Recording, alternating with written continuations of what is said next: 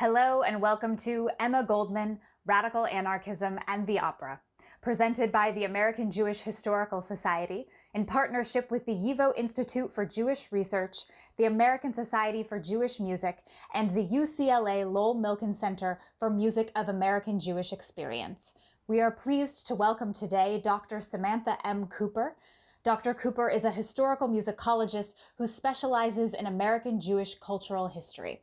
She is currently the Ariel and Joshua Weiner Family Visiting Fellow at the University of Pennsylvania's Herbert D. Katz Center for Advanced Judaic Studies, and a recent Harry Starr Postdoctoral Fellow in Judaica at Harvard University's Center for Jewish Studies. She is working on her first monograph, American Jews and the Making of the New York Opera Industry from 1880 to 1940. Samantha received her Ph.D. in historical musicology at New York University in 2022. Samantha's research has been supported by fellowships from the Center for Jewish History, the Memorial Foundation for Jewish Culture, the Social Sciences and Humanities Research Council of Canada, P.E.O. International, the American Academy for Jewish Research, and Temple University's Feinstein Center for American Jewish History. Her publications have appeared in American Jewish History, as well as the Journal of the Society for American Music, Journal of Synagogue Music, Journal of Musicological Research, Society for American Music Bulletin, and Musica Judaica. Samantha is the producer and host of the Sounding Jewish podcast and co-executive director of the Jewish Music Forum, a project of the American Society for Jewish Music. Welcome, Dr. Cooper. Radical anarchist Emma Goldman is a household name in the discipline of American Jewish history. After her emigration in 1885 from the Russian Empire to New York, she quickly rose through the ranks to become one of the leading anarchists of her era. Through her national and international lecture tour circuit, Goldman gained a reputation as a formidable advocate for accessible birth control, women's emancipation, workers' rights, and eliminating the draft. By the time of her highly public trial and subsequent deportation back to Russia, the prelude to the Red Scare of 1919, she had left an indelible mark on the American anarchist movement. In an interview for the 2019 PBS documentary about Goldman, playwright Martin Duberman described the anarchist's whole life as operatic.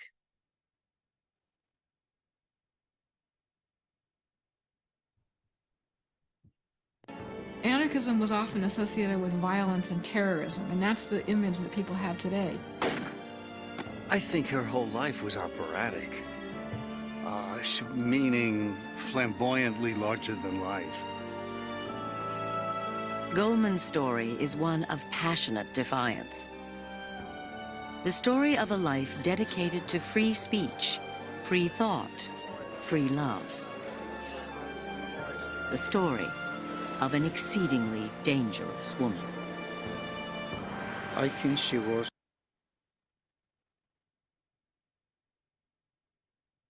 Anarchism. Presumably, Duberman intended that his use of the descriptor operatic be understood in a metaphorical sense, as he sought to capture in one word the fiery multilingual orator who dedicated her life to the pursuit of social justice. However, a closer look at Goldman's writings reveals the surprising presence of actual grand opera in the anarchist life. Many have told me that they find somewhat paradoxical the very notion that Red Emma Goldman ever attended or wrote about the opera. But though today we may find radical politics and high culture incongruous, opera successfully inhabited both of Goldman's personal and political worlds, while also serving her activist agenda. Goldman's socially conscious approach to opera provides a window into an understudied component of American anarchist history, namely how anarchists engaged with high culture. Opera and classical music are often regarded as representative examples of so-called high culture, a catch-all term for the aesthetic objects deemed by an upper-class social group to possess exemplary value. Though German and Yiddish American anarchists participated in an assortment of high culture practices, including visual art, communal music making, poetry, and repertory theater, histories of these movements largely omit discussions of opera. Historian Lawrence Levine shows that opera underwent a significant shift in status, from popular entertainment in the 19th century to sacralized high art, confined to opera houses in the 20th century. Though canonic operas like Beethoven's Fidelio and Verdi's La Traviata continue to narrate stories of political upheaval and rebellion on stage, they gradually reached increasingly elite audiences, rather than those who might have more strongly identified with their messages. After situating Goldman and her evolving opera appreciation in the Jewish cultural and operatic landscapes, I'll present a roughly chronological analysis of Goldman's opera writings that mines their deliberately political bent and their attention to self-fashioning. Beginning in the early 1900s, Goldman penned opinion editorials for her radical magazine, Mother Earth, that positioned opera's audiences and labor market as accessible topics for cultural commentary and critique. Reflecting upon the pretension of bourgeois opera audiences and the plight of struggling workers at global opera houses, she engaged these subjects as catalysts for political discussions about free love, morality in art, and fair compensation. By the late 1920s, the anarchist bridged the distance between art and revolution in her lecture notes and transcriptions that attended to the musical dramas and writings of the infamous composer Richard Wagner. And in the 1930s, Goldman again used opera as this tool for relaying her own historical narrative in her memoir, Living My Life. I'm going to conduct a close reading of one particularly compelling example from her memoir, in which Goldman does her utmost to situate opera as the fulcrum between the before and the after of her life in anarchism. I'll conclude by meditating upon the ultimate failure of Goldman's efforts to deploy opera references as part of a larger attempt to secure her return to America. As we'll see, Goldman's life as an anarchist was indeed more operatic than has been previously acknowledged. Opera inhabited Goldman's personal world, animated her political agenda, and helped her to fashion her own historical narrative. Goldman was born in Kovno in the Russian Empire, now Kaunas, Lithuania, to an observant Jewish family, though she later expressed ambivalence about her own Jewishness. As a child, she read widely. She advanced from books about women heroines of the Bible to the works of politically conscious Russian writers. And she lived with her grandparents in Königsberg for a time, where she encountered a very kind teacher who familiarized her with what would become her favorite German writers and ensured that she received French and music lessons. Goldman later credits this same teacher with introducing her to opera in a detailed recollection in her memoir, to which we will later return. Determined to evade an arranged marriage and the monotony of factory life, now 15-year-old Goldman emigrated with her older half-sister Helena to the United States on December 29, 1885.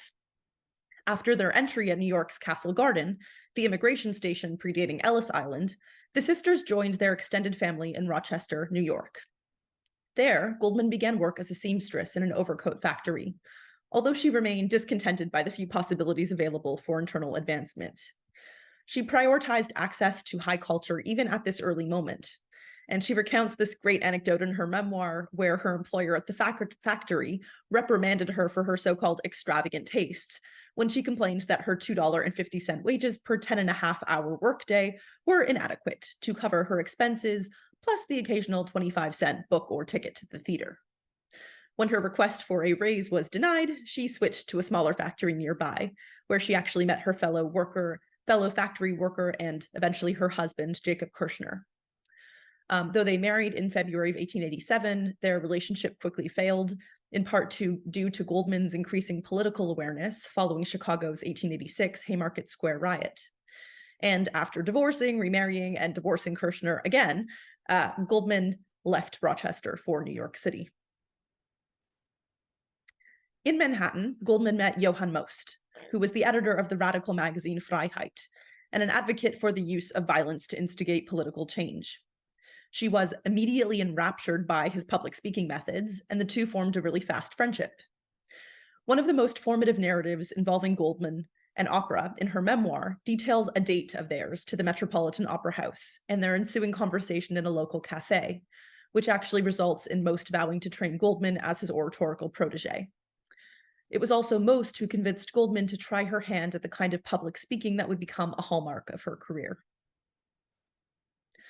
Although they eventually parted ways, subsequent years saw Goldman comfortably lecturing on controversial topics in English, Yiddish, and German, and willingly crossing class, ethnic, and language barriers to reach her audiences. Around the same time, Goldman arrived in New York, and she met Most. She also fell in love and moved into communal housing with another man, Alexander Berkman. Though both Goldman and Berkman were both anarchists, they held different perspectives on the compatibility of culture with their revolutionary values. Berkman strongly believed that a good anarchist should be willing to give up their fiscal commitments to bourgeois things, lest they be accused of inconsistency towards their cause. Though Goldman wondered whether she should have to forego beautiful things to be a good revolutionist, as she put it, she ultimately decided that flowers, the music, the theater, and other beautiful things were necessities of life, because life would be unbearable without them. Access to culture, Goldman maintained, should ultimately be inseparable from the end goals of a successful anarchist society. Goldman further defied anarchist convention by refusing to allow her cultural interests to interfere with her commitment to political causes, or her political causes to diminish her commitment to opera. Instead, she sought out valuable opportunities to attend performances during her international lecture tours. After her early release from a year-long sentence to New York's Blackwell Island Penitentiary for inciting to riot in Philadelphia, she briefly left America to study midwifery and nursing. She continued to lecture across Europe and eventually returned to the US, where she launched her radical magazine Mother Earth. By the time of her highly public trial and subsequent deportation back to Russia from the US in 1919, she had been arrested numerous times, as you can see, for civil disobedience, and she'd advocated against conscription and for birth control across America. After that, she poured her energies into battling the world's ills and thinking of ways to return home to the US. This latter goal of returning to the US motivated her to publish her memoir, Living My Life. Her years in exile actually included visits to Russia, Finland, England, France, Spain, and Canada, where she later died.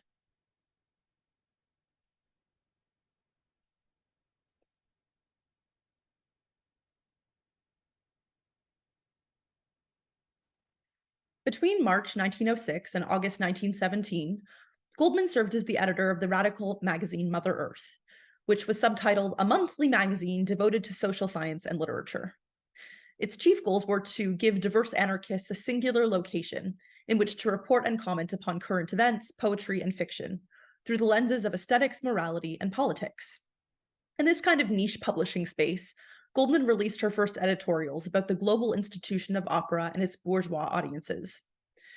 In Mother Earth, she called out the rampant social ills that frequently coalesced around this art form. And although these pieces about opera really only make up a small percentage of the magazine's total output, they combine opera with politics in a way that really foreshadows the dualistic personal and political approaches that Goldman then adopts in her continued engagement with the genre. In 1907, Strauss's one-act opera Salome arrives at the Metropolitan Opera House. But after only one performance for bourgeois audiences, it is promptly banned for indecency, and its countercultural protagonist is repurposed for mass consumption in what the New York Times designates as an outbreak of Salomania. The opera, based on Oscar Wilde's biblically inspired French tragedy of the same name, narrates the story of how a teenage Princess Salome requests the head of John the Baptist on a silver platter as a reward for dancing for her lustful stepfather, Herod Antipas. Salome's infatuation with the severed appendage ultimately terrifies Herod, so much so that he orders her violent death. In the Observations and Comments section of Mother Earth's 12th issue, published in February 1907, Goldman offers a scathing critique of New York's opera audiences and their hypocritical response to Salome's premiere. She's outraged that an opera about an insubordinate heroine could be deemed morally offensive enough to prompt an immediate ban, one which, unbeknownst to her, would last for 27 years. And so she fulminates in her February 1907 editorial in Mother Earth, quote, "Moral New York will not suffer the performance of Salome. The men all say the opera is shockingly immoral, yet they would all flock to see and hear it if it were given for gentlemen only. The women chime in, oh, Salome is so perverse, yet they think, what a bore are correct moral marriages. They would all dearly love to see Salome just because of its alleged perversity. But if their secret desire were publicly known, oh, what would Miss Grundy say?" In somewhat droll prose, Goldman recognizes that the audience response to Salome was a hypocritical front, designed to mask the hidden yearnings of bourgeois men and women to escape the repressive construct of marriage. Goldman's implicit solution is to replace marriage with her belief in free love, which is an important tenet in her political philosophy. Basically, she condemned marriage as the legal and economic enslavement of woman, and extolled the rights of all men and women as equally independent parties to enter into or terminate relationships at will, for both emotional and sexual fulfillment. The audience response to Salome, she asserts, mistakenly focused on debating the morality or immorality of the opera, when actually it deserved to be judged instead by its, quote, artistic quality and pulsating life. Goldman ultimately concludes that, quote, authors who have anything original to say about humanity, its tragedies and comedies, should by concerted action refuse their works to American managers and publishers, because it is not wise to cast pearls before puritanic swine, end quote. In other words, composers like Strauss would do better to give their operatic masterpieces to foreign managers and audiences, who, Goldman claims, are more equipped than Americans to appreciate artistry beyond politics and morality. Goldman's outrage over the Salome debacle of 1907 was not an isolated incident. 1 month later, she wrote another article for the March 1907 issue of Mother Earth. This time, she was advocating for fair compensation in light of an event involving a foreign opera institution. On March 8, 1907, the electrical workers of the Paris Opera House had announced their decision to strike due to their mistreatment by the French bourgeois. The one-day strike by the Union of Workmen, employed by the electric light works in Paris, was prompted by unmet demands for an 8-hour workday and treatment equivalent to other employees of the municipality, with fair labor contracts and pensions and a committee of arbitration to handle the adjustment of differences. Goldman's report of the event in Mother Earth references the opera in order to ridicule the selfishness of the bourgeois chosen ones and highlight the plight of the struggling workers. And so she says, great was the indignation over the unexpected strike of the electrical workers. Fashionable Paris longed for the opera, but the temple of art was darkened, and in the dim candlelight, the cashiers could be seen counting the money to be returned for already purchased tickets. Naturally, society raged and fumed. They could not enjoy unilluminated life. Vanity Fair needs light, light, light. Living in the seeming, not in the being, they need electric splendors. How dare the proletarians deprive the elect of the brightness of their salons? Elegant Paris fumed, and the parasites of all lands sympathized with them. What? Did the rabble dare to play a role in the life of the elite? The anger of the chosen is quite explicable. Today Paris, tomorrow Newport. Yesterday the opera, and then the racetrack. And all of a sudden, the realization is forced upon them that their very life is dependent upon the silent consent of the millions.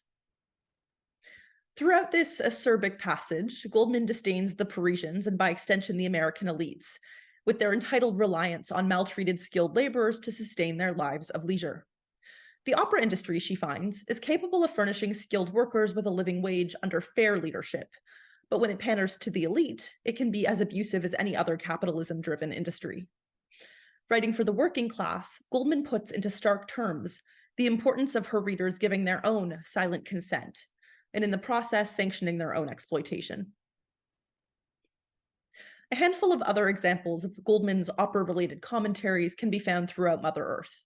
But for the sake of time, if you're curious about these additional examples, I would suggest checking out my article on this subject, published in the American Jewish History Journal in the April 2022 issue. But for now, we're going to move on to examine Goldman's sustained engagements with perhaps one of the most controversial figures in Jewish music history, composer Richard Wagner. Around a decade after the termination of Mother Earth and Goldman's deportation from the US, she pens a series of lecture notes and transcribes an essay about Richard Wagner's music dramas. These include Goldman's essay titled Art and Revolution, which pays homage in its title to Wagner's lengthy 1849 essay, Die Kunst und die Revolution, and her transcription of English writer Edward Carpenter's Angel's Wings, Art and Democracy, first by hand in English and then in German in typescript. Although these manuscripts are incomplete, unpublished, and undated, they reveal a great deal to us about how an older Goldman used a complex musical figure and his operatic compositions to sharpen her political rhetoric. There's little evidence that she ever presented this material in any public lectures, but I think her careful preparation and preservation of these topics and these subjects suggest that maybe she eventually intended to cite them in her speeches at meetings. Produced during his political exile from Dresden, Wagner's essay Die Kunst und die Revolution deliberates on the roles of art in society. Wagner calls for the synthesis of music, text, dance, drama, and visual effects in the form of Gesamtkunstwerk, which means total work of art. And he believed Gesamtkunstwerk was the closest that mankind could come to the kind of communal aesthetic experiences created in ancient Greek drama. The performance of opera, Wagner felt, was largely an amusement or a distraction, really for wealthy patrons in Germany. But actually it had the potential to be what he said was a worthy and adequate expression of the public consciousness, if society itself underwent a revolution. So moving on, Goldman's Art and Revolution, meanwhile, meditates on the various artists who have contributed to revolutionary history, including Wagner. Within her first few pages, she cites several classical composers as examples of devoted revolutionaries. She says, quote, "From Beethoven, Wagner, Mozart, Schubert, to the struggling composers of our own time, all were and are revolutionists in form and content of their works, and many of them were in close relation to the social revolutionary spirit of their epoch." Later, Goldman attends to Wagner's politics and compositions, and she commends the composer for upholding a political ideology that she admired, and even one that inspired her own. She meditates on selective moments in his biography and on certain musical works by Wagner that endorse her political and moral ideals, and she writes, quote, "As to Wagner himself, he has left his creed, not only in his music, but in his works on art and revolution, and the art of the future, whatever his subsequent changes may have been. His return to the church in Parsifal, after his ultra-revolutionary tone poems, the Nymbugen, or his passionate plea for free love in Tristan und Isolde, or Wagner's returns to the fold of respectability and compromise for his royal benefactors.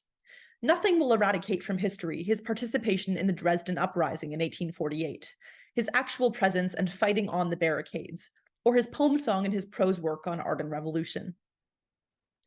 Reading Goldman's valuation of Wagner, it kind of becomes clear that her admiration for the composer is really rooted in his expressions of free love and revolution in several of his operas, and she lists out Parsifal, The Ring of Nibelungen, and Tristan und Isolde as examples. She also admires, however, the fact that he actually fought on the barricades to realize his vision of an ideal world in the Dresden Uprising. Goldman's further conviction that there is a close relationship between art and revolution is amplified by citing extended passages from Wagner's essay of the same title. So in Wagner, Goldman finds this like-minded comrade and a source of historical inspiration who she feels spent his lifetime publicly devoting himself to the creation of musical culture and to revolutionary politics. Goldman employs Wagner's operas and Wagner himself as proof that it's possible to be both a lover of opera and a dedicated anarchist. Her follow-up piece on Wagner contains a transcription of Carpenter's Angel's Wings, Art and Democracy. In her memoir, she recalls meeting the nearly 80-year-old Carpenter in his cottage in Guildford, and apparently telling him how much his books had meant to her. And I think this encounter would suggest to us that her decision to transcribe what Carpenter had written was really rooted in admiration of him, rather than any thievery or ill intent. Angel's Wings compares Wagner to J.F. Millett and Walt Whitman, offers details of Wagner's biography, and lauds his operas and writings. Carpenter cites the premiere of Wagner's Tannhäuser at Dresden in 1845 as his, quote, "first installment of a whole series of works, which were designed with new methods to make a profound and revolutionary impression on its respective branch of art, and on the conception of art generally as a whole." Goldman then transcribes Carpenter's prose to reaffirm the potential of Wagner's Tannhäuser and his subsequent music dramas. Goldman's memoirs also attest to the fact that she actually attended Wagner's operas when she was visiting Vienna and Munich. When she, quote, "heard for the first time the entire Ring of Nibelungen and other works of Wagner," end quote, she explained that his, quote, "music had always stirred her." In particular, she found the magnificent voices, splendid orchestra, and masterly leadership at the Vienna performances to be enthralling. And in another notable recollection, she reminisces about a trip she took to Munich, in which she intended to attend the local Wagner Strauss festival with several of her friends, but instead, as she tells it, quote, 48 hours after reaching Munich came again the familiar knock on my door. 3 men invited me to accompany them to the Polizei Presidium. They consented to wait long enough to enable me to apprise my friends of my arrest. After several hours' inquisition, I was permitted to return to my hotel for lunch, on the condition that I come back again. My one regret was that I had heard only Tristan and Isolde and Electra, and that my subscription to the rest of the cycle would be lost. So for Goldman, missing the remaining dates in her opera subscription was actually of more concern to her than her arrest, which had become somewhat routine upon her arrival to new cities. The fact of the matter is that Goldman and many other Jews living in late 19th and early 20th century New York were fascinated with Wagner's compositions, even as they rarely acknowledged his infamous anti-Semitism. In fact, American Jewish interest in Wagner's operas proliferated across demographics, in synagogues, Yiddish theaters, and opera houses, and many Jewish opera singers performed his roles. At New York's Reformed Temple Emmanuel, for instance, the organ recitals given before the start of Friday evening Shabbat services and on Sunday evenings from 1916 through 1921 regularly included selections from Wagner's operas. And in 1903, one clairvoyant writer for the local American Hebrew and Jewish Messenger grumbled that, despite Wagner's attitude towards the Jews, he, quote, finds no greater supporters for his music than the Jews themselves, who are carried away by his works, end quote. Through written and physical engagement with Wagner's operas, Goldman restated her perspective that there need be no conflict between her anarchist politics and her opera appreciation. If opera and revolution could successfully reinforce one another for Wagner, Goldman was determined that the same could also be true in her own life. In Goldman's memoir, Living My Life, operatic performances repeatedly appear as the anarchist recounts her personal history. Goldman undertook the project of writing this memoir with the goal of constructing a narrative that would reinforce for the American press, public, and leaders of the 1930s that she wasn't a danger anymore and should be allowed to return to America following her deportation. As feminist Claire Hummings notes, Goldman remained extremely sensitive to the importance of self-fashioning for a political and critical public, and she mobilized this knowledge strategically to her own or political advantage. Towards this end, the memoir focuses on Goldman's life in America by reducing her childhood in Russia to flashbacks and avoiding too much lengthy discussion of her early support for political violence, because that doesn't look so hot. References to opera in Living My Life are abundant, woven into the fabric of Goldman's life repeatedly and in great detail, suggesting their value to the author. She talks about her attendance at operas in Königsberg, New York, London, Vienna, Paris, Chicago, Portland, and Munich. And I've laid these out on the map for you, as you'll see on screen. She fastidiously describes the opera as a once beloved companion in Russia that she longs for while she's stuck in Rochester with her ex-husband, as a romantic presence in her adolescent life, as a bonding experience for her and other anarchists, and as an irresistible lure for her and her friends while traveling abroad. Goldman also discusses forging connections with opera singers, who, like her, tended to be rather radical in their political orientations. She frequently socialized with the parents of emerging Jewish contralto Sophie Breslau in New York, and she recounts performances and social interactions with classically trained singers Alma Gluck, Mary Garden, and Paul Robeson. Allegedly, one reporter suggested to Mary Garden that her fight to perform Salome, despite its purported indecency, bore similarities to Goldman's fight for free expression. This apparently led Mary to speak in praise of Goldman, to admire her stand for freedom, and to actually begin a correspondence with the anarchist. And presumably she threw roses to Goldman from the stage of one of her performances also. Goldman's friendship with African-American bass Paul Robeson and his wife Essie, following their introduction in London in 1925, left, I think, an enduring impact on all of them. In her memoir, Goldman reflects upon the first time she heard Robeson's glorious voice at a friend's party, recalling how, quote, nothing she had been told about his singing adequately expressed its moving quality, end quote. In a 1933 testimony, Robeson shared that it was Goldman's interest in his singing that caused him to change career paths from law to performance. He explains that, quote, Goldman came to see him just after he had finished his legal training, and he was not thinking of going into the business of singing or acting, but she felt so deeply that he wondered whether he should, end quote. Robeson went on to an astronomically successful singing career that successfully unified song and politics. By foregrounding coverage of her travels to see opera around the world and her recollections of her close friendships with opera singers and their families, Goldman deliberately fashions a memoir that would reflect a lifetime of merging anarchism with cultural consumption.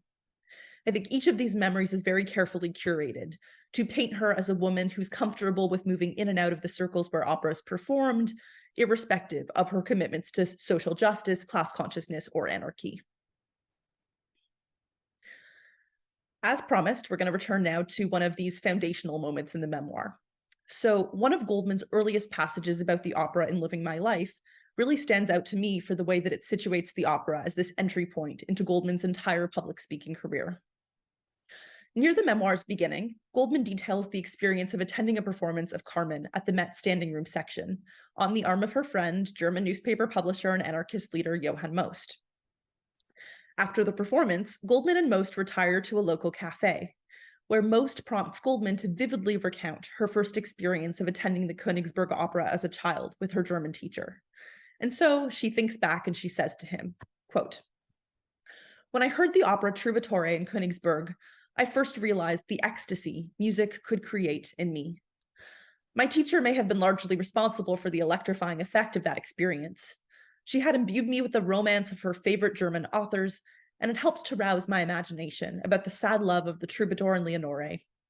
We reached the opera a full hour before the beginning, myself in a cold sweat for fear we were late.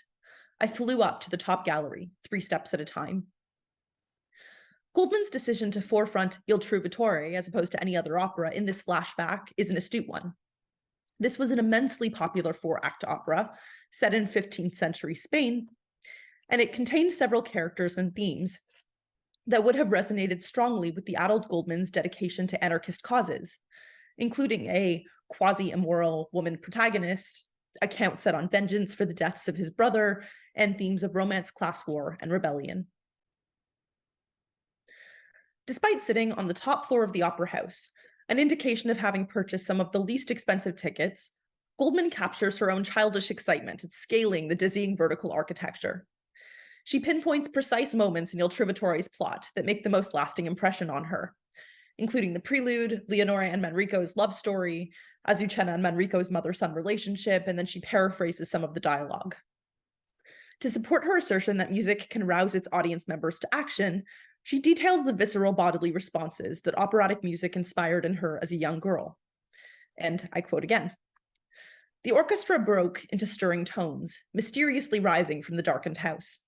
They sent tremors down my back and held me breathless by their swelling sounds. Leonore and the troubadour made real my own romantic fancy of love. I lived with them, thrilled and intoxicated by their passionate song. Their tragedy was mine as well, and I felt their joy and sorrow as my own. The scene between the troubadour and his mother, her plaintive song, Ach, ich vergeh und sterb hier, and the troubadour's response in O teure Mutter, filled me with deep woe and made my heart palpitate with compassionate sighs." And so we have here this account of Goldman's physical tremors, breathlessness, immense sadness, heart palpitations, with the intention of impressing upon her readers the gravity of her absorption in the opera. I think her description is designed to paint her as strikingly capable of transcending opera's language barriers, to emphasize with the drama and empathize with the drama playing out on stage. And then it also kind of strengthens the reader's perception that Goldman is especially precocious at a young age. Her delight at the opera's conclusion, displayed by her rejection of proper comportment, then grounds her readers back in the present moment. Quote, "The spell was broken by the loud clapping of hands and the new flood of light. I too clapped wildly, climbed on my bench, and I shouted frantically for Leonore the troubadour, the hero and heroine of my fairy world. 'Come along,' I heard my teacher say, tugging at my skirts.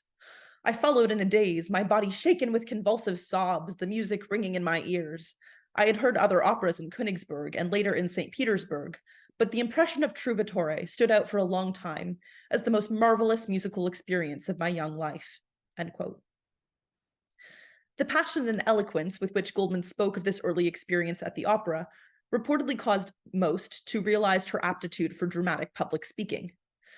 As this extraordinary remembrance concludes, readers then find themselves suddenly back in the cafe with Goldman and Most, for whom Goldman has imparted this whole episode. So she says, quote, "When I had finished relaying this to Most, I noticed that his gaze was far away in the distance. He looked up as if from a dream. He had never heard, he remarked slowly, the stirrings of a child more dramatically told. I had great talent, he said, and I must begin soon to recite and speak in public. He would make me a great speaker, to take my place when I am gone, he added. He grinned and emptied his glass to my first public speech. In her telling then, Most basically heard this story about the opera, her first ever time attending an opera, and then proclaimed her worthy of training as a public speaker on the spot. And so when preparing for her first lecture some months later, he actually reminded her to, quote, talk in the way she relayed to him her impressions of her first opera, end quote, because it would surely move the audience. In recounting for readers the story of telling Most about her first opera-going experience, Goldman actively positions the opera as the fulcrum between the before and the after of her life in anarchism. In other words, Goldman uses these deeply performative passages about her first trip to the opera to strategically style herself the authentic heir of Most's anarchist movement.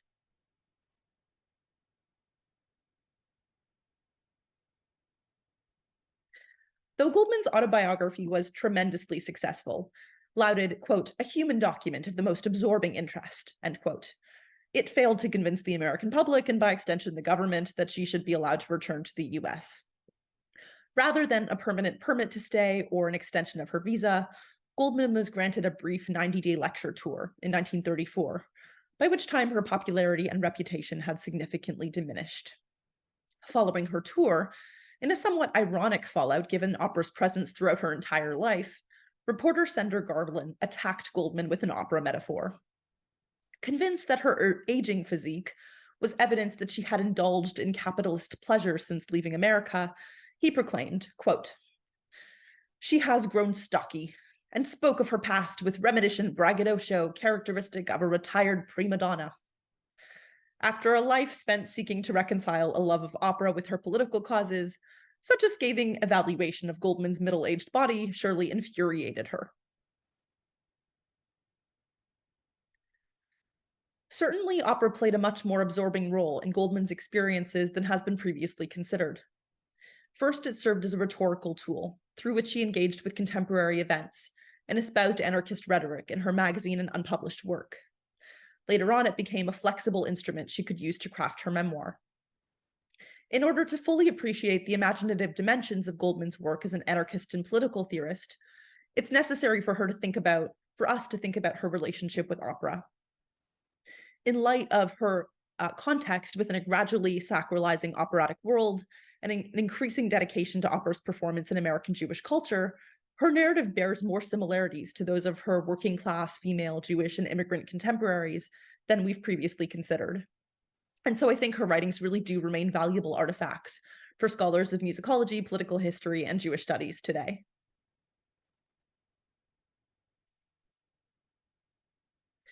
Evaluation of Goldman's relationship with opera also challenges assumptions about the incongruity of anarchism and musical high culture in American Jewish experience. Even as she remained highly critical of opera's abuse in the service of bourgeois pretensions, she also found kinship in its leading composers and performers, and saw within opera an extraordinary capacity to capture the vibrant totality of the human condition on stage. Her love of opera, I think, actually expands and enriches our knowledge of American Jewish anarchist culture, rather than opposing it. Political scientist Carl Levy acknowledges that the presence of what he calls frequent cognitive dissonance characterized the whole social world of anarchism. I think this was really true for Goldman. And in an oft-cited passage from her memoir, she says, quote, I had long realized that I was woven of many skeins, conflicting in shade and texture, end quote. By evaluating her love of opera, I hope to have complicated how we can think about her relationship to high culture, and to maybe have built a case for taking more seriously the very vibrant musical traces that can come to characterize our subjects' histories if we let them. Thanks so much.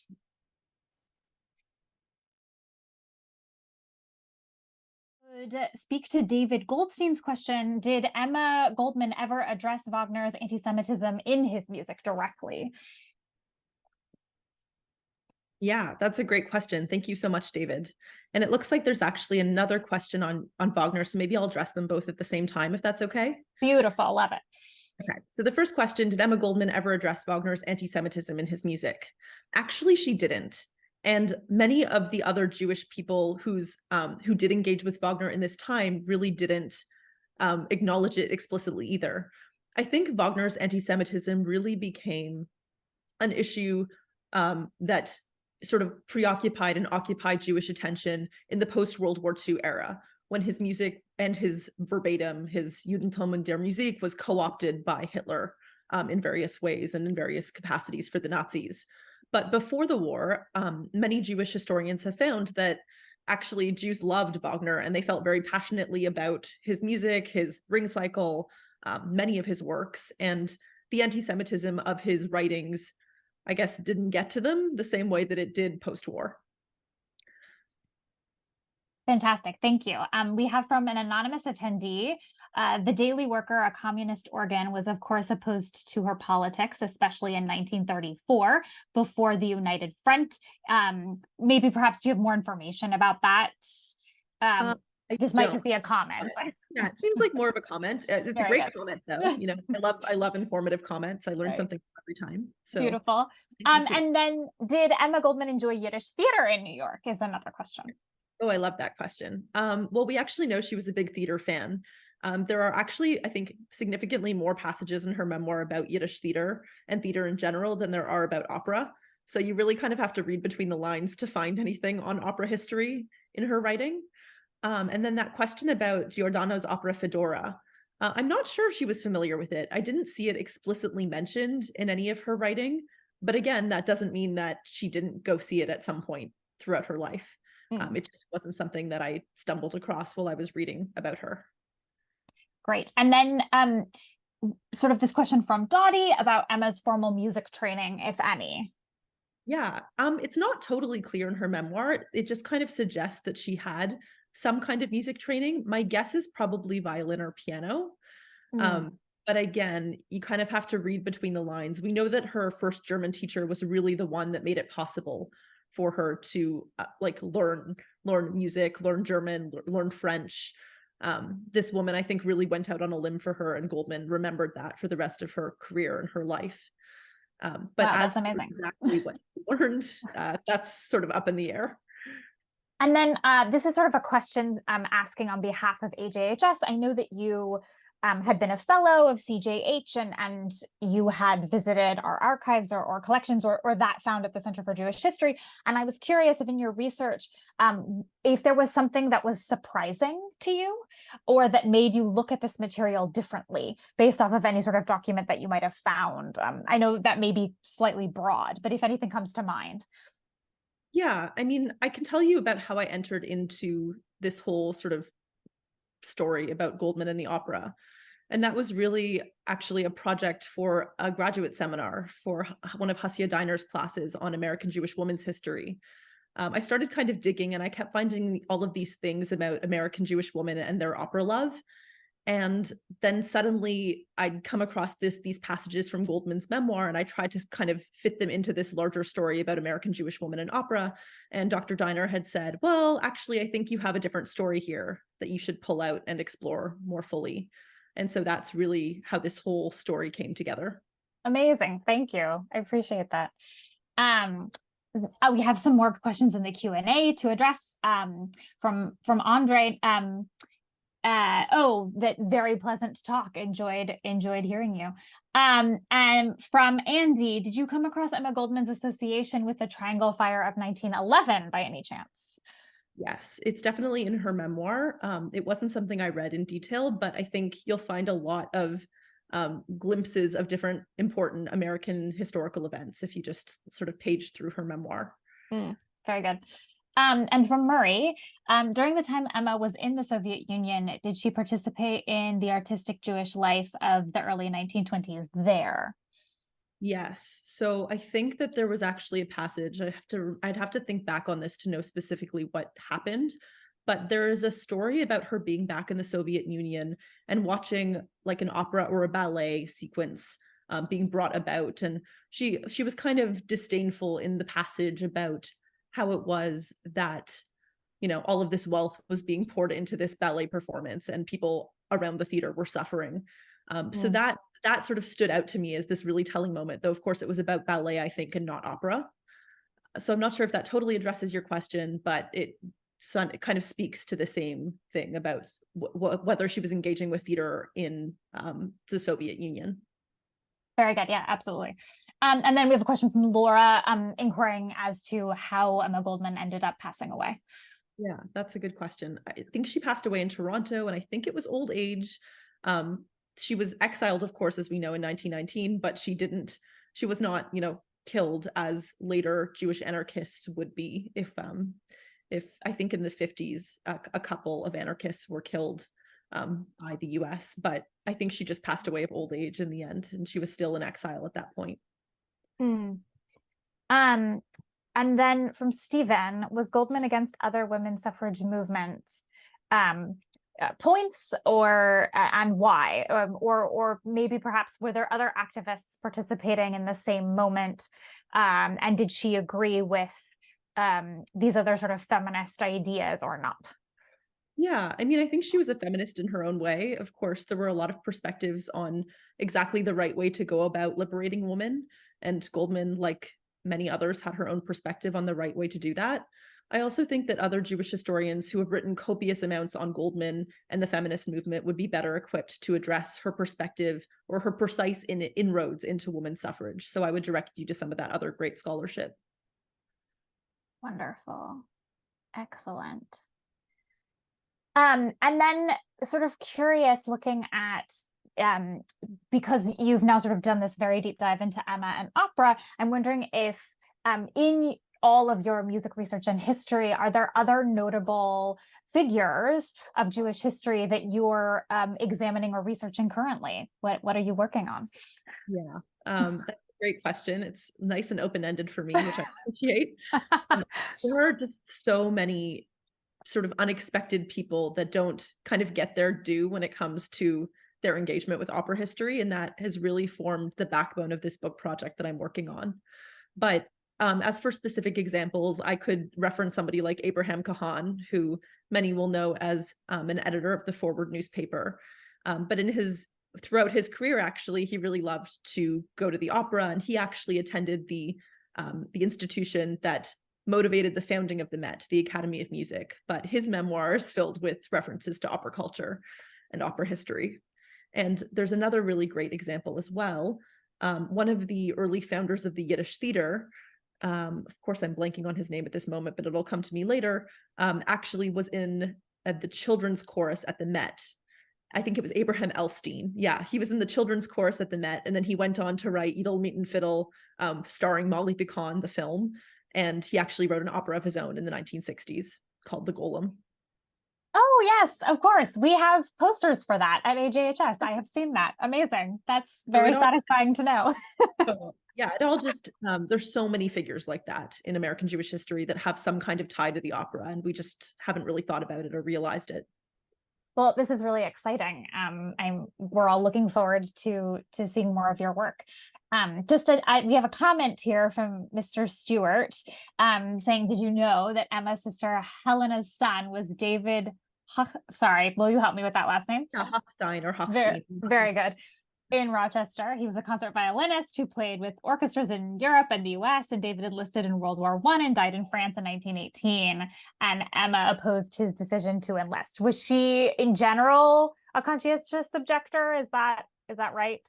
I think so. I don't know her exact perspectives on each of the wars. I think you'd have to sort of dig a little bit deeper in that arena than I did. But I do know about her sister's son, David Hochstein, because he's come up in my research on performance at the Met Opera, and especially Jewish performance and concert performance there. The second chapter of my book is all about Jewish events at the Met, and there were about 70 between 1880 and 1940 pertaining to the Jewish community in some capacity, like birthday parties, anniversaries, cantorial performances, and so on. And some of those were performances by Jewish musicians like David Hochstein. Wow, that's incredible. That's amazing history. Beautiful. Last call from questions from our attendees. Anything else that you would like to ask Dr. Samantha Cooper? Thank you so much, everyone, for joining us this evening. We really appreciate you being with us, Samantha. This was just such a pleasure to learn. Oh, we have one more just under the wire from Annie.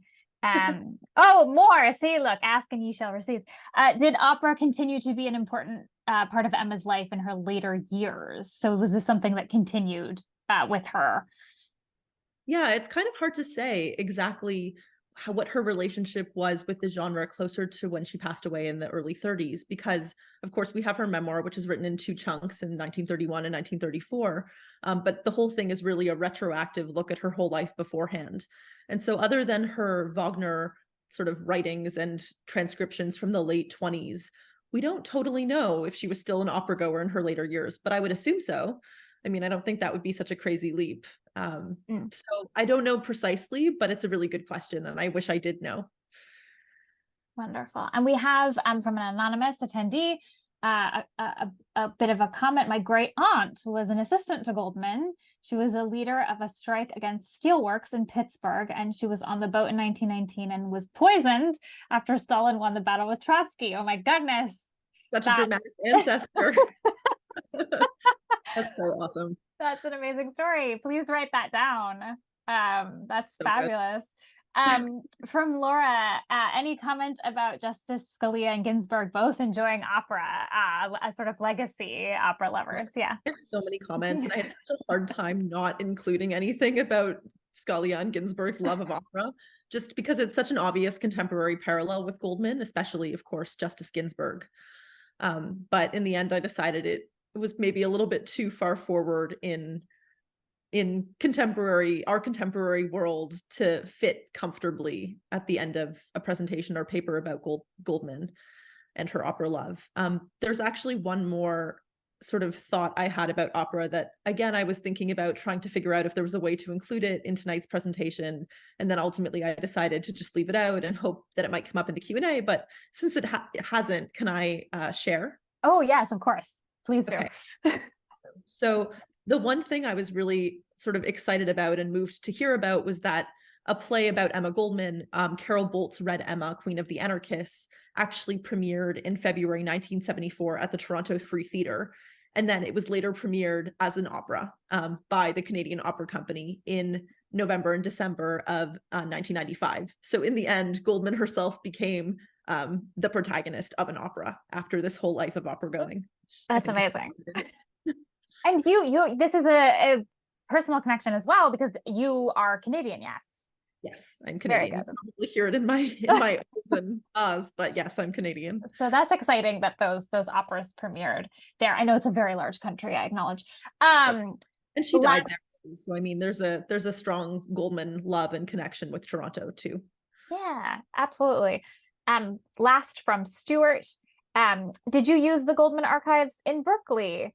And then, yeah, piggybacking on that, would you mind sharing sort of your travels of research for this? So I think this is both an answer for Stuart and just a general comment on the archives situation. So I actually did most of my research on this Goldman piece during the pandemic. So travel was out, but I was really lucky that basically all of the Amsterdam Social History Archive has been digitized. So I was able to kind of page through and figure out what she, what she was doing with opera in different pieces that she had either not published or written by hand or what have you. And so that was very special. But of course, the pandemic situation was quite limiting, and it meant that I didn't get to go to all the archives I might have hoped to in another circumstance. So I didn't make it to Berkeley, but maybe one day I will. But perhaps maybe this is sort of a push for institutions to fundraise for digitization because of that and accessibility. The American Historical Society and YIVO and Leo Baeck Institute have done such a phenomenal job with digitization, which I know you're all still very committed to. So I'm grateful for that. We're trying. Beautiful. Oh, yes, just a general comment that yes, Emma does appear in Ragtime as well. Although it's not an opera, so I didn't think it necessarily warranted mention, but she appears in Ragtime and actually a handful of other musicals as well. She's quite a lovable musical theater Jewish protagonist. That's wonderful. Excellent. Beautiful. Well, that I think that's a wonderful note to end on. And again, thank you so much, Samantha, for being with us this evening. We really appreciate it. To all of our attendees, there will be a recording of this program available that you are free to watch again and share with your friends and those who you feel would be interested. A link will be sent to you all before end of day tomorrow. So have a wonderful evening all, and thank you so much. Take care. Thank you.